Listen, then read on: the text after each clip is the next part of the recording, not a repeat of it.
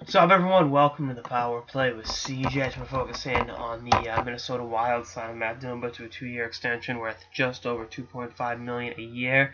He was a restricted free agent. They came to terms on the bridge contract. I think it's a smart move for him. He's betting on himself to parlay this into a bigger contract, and I think it's smart for the Wild. They gave themselves some cap room, and also to really play devil's advocate, it's a tradable contract. So if they were hypothetically looking to, add a center via trade, Dumba's contract is, pretty cap friendly, so you can, go ahead and flip him, and that deal's there to be made. But going a step further, I think Dumba's improvements this season. I've followed him play from when he was up in Red Deer with the Rebels. I remember. Obviously 7th overall pick in the draft, so pretty highly touted coming out of there, and he's really shown he can be a pretty good NHL defenseman, and I've hinted at this before. I like that his emergence has helped Minnesota kind of alleviate some of the burden on Ryan Suter. Kind of having other guys step up and play some minutes, so Suter's not playing 35 minutes a game. Like he was in the past. I think that's smart.